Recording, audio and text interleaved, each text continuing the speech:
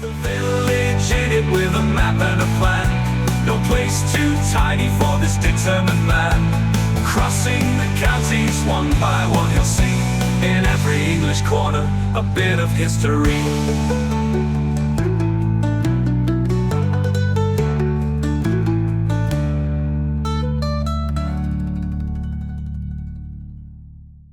The East Lindsey series is sponsored by Gainsborough Cycles 01427 617 752. For all your cycling needs, this is your one-stop shop located at 20 Ropery Road, Gainsborough, or online at gainsboroughcycles.com. There's a link in the description. Gainsborough Cycles, ask for Trevor Halstead. Hey, welcome back to East Lindsey again, people. Now, yesterday we saw the first of the Toynton twins, or if you will, the Toynton quads, because we explored that there are actually 4 of them, 2 close to Horncastle and 2 much closer to Spilsby. Well, we've seen one of the ones that's close to Horncastle, and we're about to see the other one. This won't be a very long walk, but we will be spending quite a lot of time in the churchyard in this one, because it has a little story to tell that only happened in the last 5 years. This is High Toynton.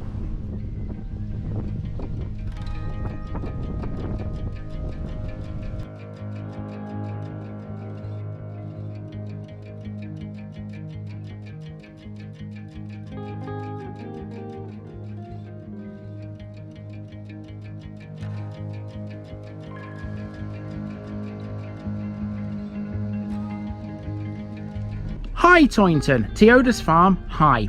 Today in East Lindsey we're continuing our journey through the area between the A153 and the A158 to the east of Horncastle. We've left the A153 behind now, and our next job is to have a look at a village that sits on the A158. The stretch of that road beyond Horncastle to the east runs directly towards one of the biggest tourist destinations we have in Lincolnshire. Yes, good old Skeg Vegas itself, Skegness. If that's a trip you've made in the summertime, the chances are you might well know High Toynton. That said, you probably don't know it very well unless you've ever stopped here for whatever reason. The trouble is with High Toynton that because most of it sits just off the A158 to the south, 90% of the village is never seen by the passing traveller. They just fly through the village within literally seconds, not knowing what a fabulous little village they're in. High Toynton is a very notable village actually. This is one of the 14 across the country that is doubly thankful, meaning none of its residents that served in either of the 2 world wars were killed or went missing. They all returned home safely. That in itself puts this one on the map, but in addition, High Toynton has also been in the eyes and ears of local Horncastle residents a lot over the past 5 years. The tower at its lovely Victorian church collapsed in 2020, and ever since it's undergone a process of rebuilding. Although it's not quite finished, we will get to see what the church looks like right now in this one and the fabulous job the Stonemasons have done. We'll also explore why it collapsed in the first place. Come with me and let's take it off. High Toynton can be described as a crossroads village. Essentially, it's laid out along just the one road, but that road crosses the A158. Most of the village lies on the southern side of the A158. This is the northern side, defined by just a handful of houses and the old vicarage on the road to Thetford. There isn't much of note here. A lot of these northern buildings are 20th century houses. All the good stuff, and the historic stuff too, is on the other side of the main road.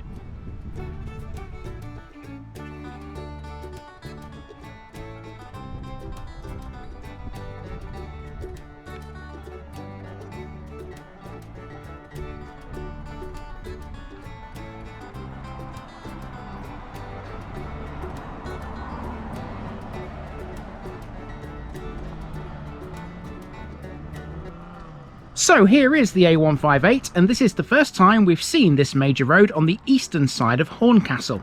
Thousands of people know this stretch because of where it goes. Every year, day trippers and holidaymakers breeze through High Toynton on their way to Lincolnshire's favourite coastal resort, Skegness.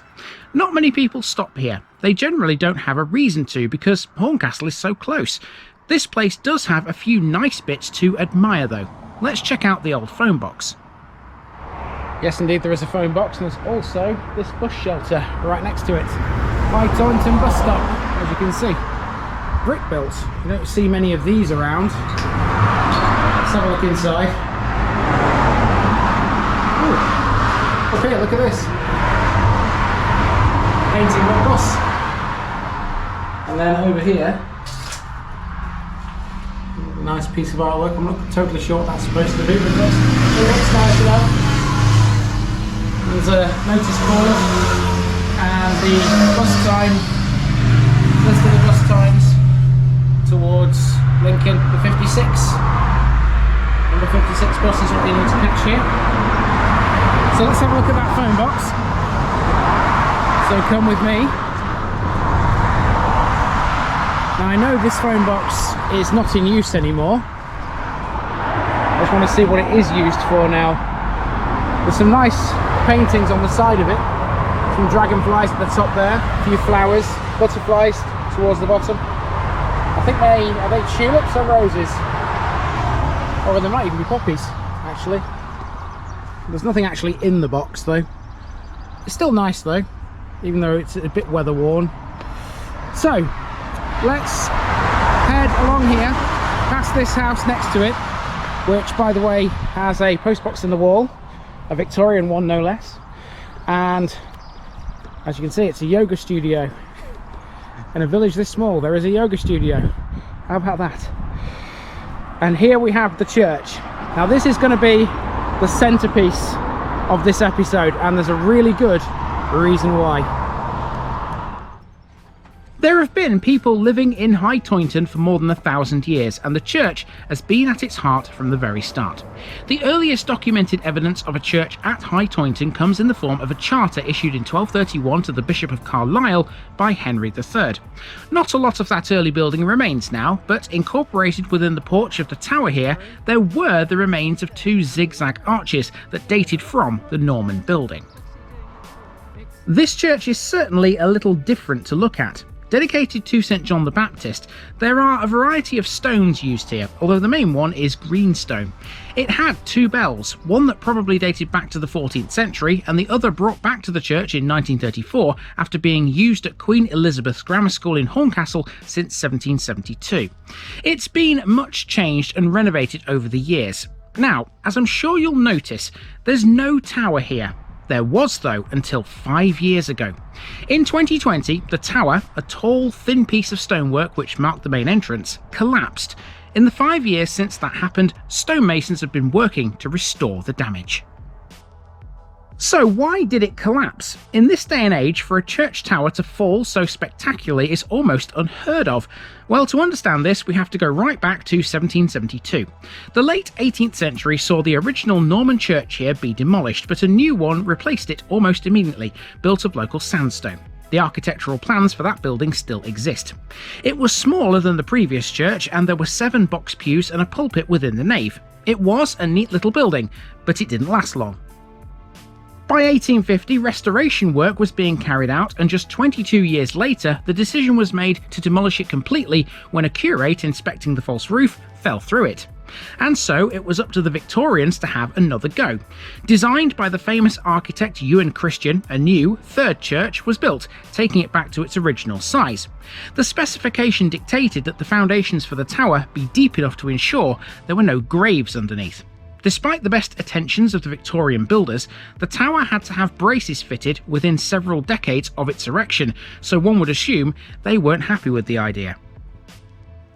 By the late 1980s, there were issues with the tower. It was subsiding quite badly, and there was some talk of ripping it down before it fell down. However, the rural dean of the time stated that, in his opinion, it would be too costly to do that. The villagers then sprang into action and started fundraising.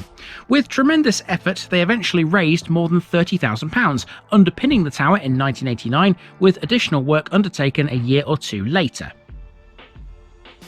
But that didn't solve the problem. In 2020, it fell down, and after analysis of the rubble in 2023, it was determined that the reason was something you might not have initially expected.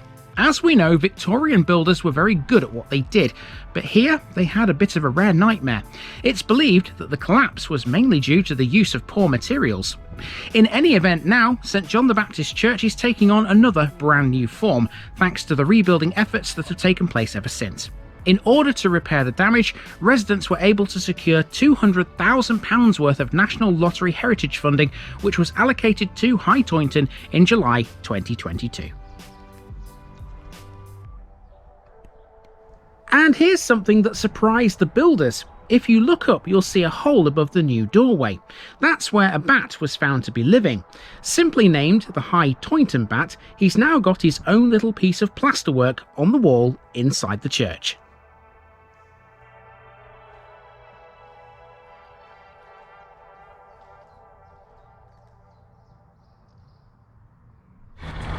Well, I'll tell you something, people, I couldn't have timed this better, because the builders literally finished yesterday, and so the church is ready for its grand reopening, which is tomorrow. Today is June the 20th.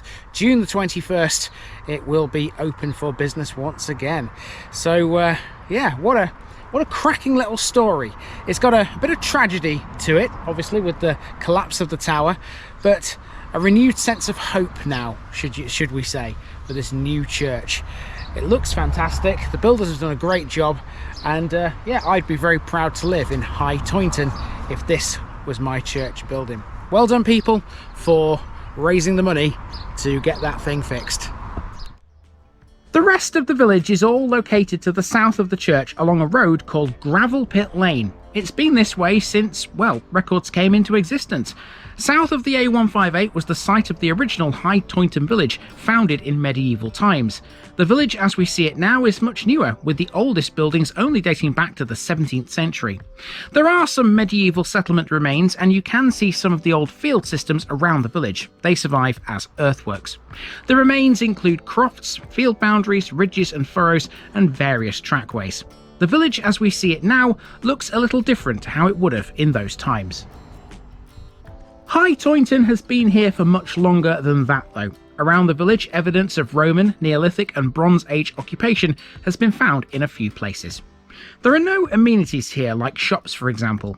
In 1885, Kelly's Directory noted the existence of a Wesleyan chapel built in 1840, but that's long since disappeared.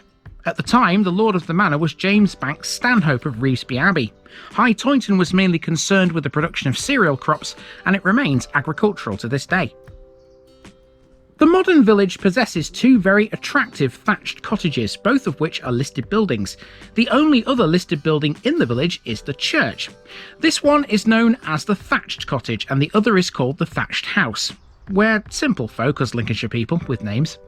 The Thatched cottage is late 18th century and can be defined as a mud and stud house that's been colour washed. Personally, this is my favourite of the two, but the other one is also fabulous. Beautiful thatched buildings, aren't they? There's another one to see as well in just a moment. To get to it, got to walk between the two, and really all there is between them is just these two houses. Not much more than that. The other thatched building is up here. The thatched house has the same specifications, mud and stud and late 18th century, although this one has had a few alterations over the years since. Now once you get beyond these two gorgeous houses and the others which High Toynton possesses, Gravel Pit Lane becomes a track and ends up at a small wood after passing a farm. So the only thing we can do here is turn around and head back to the start. There is one more thing we need to mention about this place though.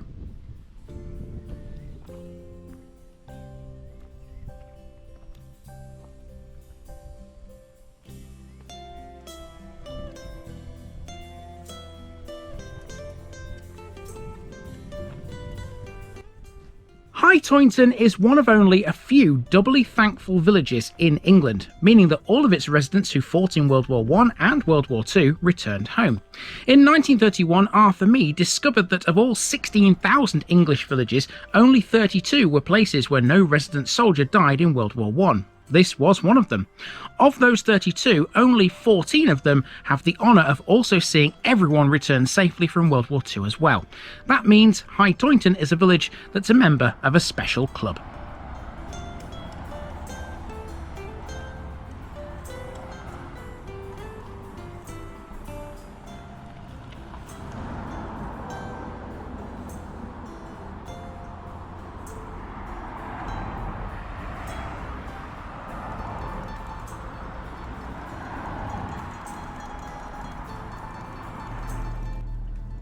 And so, after making our way back to the start and returning to the car, we're now going to join those day trippers and holiday makers and use the A158 to find the next one.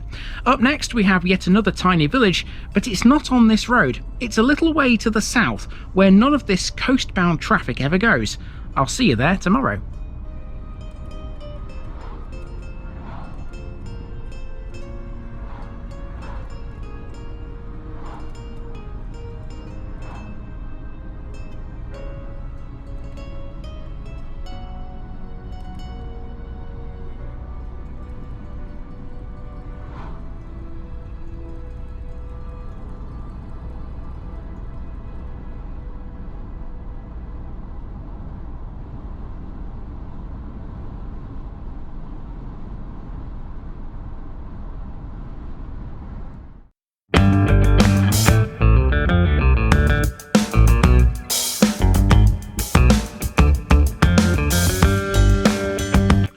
Now, just before I go, remember, this video is part of a huge project to visit every civil parish in England.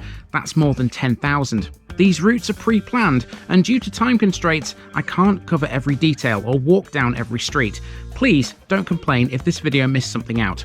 I pronounce names how I choose to. I am very aware that local dialect may vary, and I don't take kindly to criticism about this. You've been warned. It's impossible to know everything too. If this video was terrible, make your own.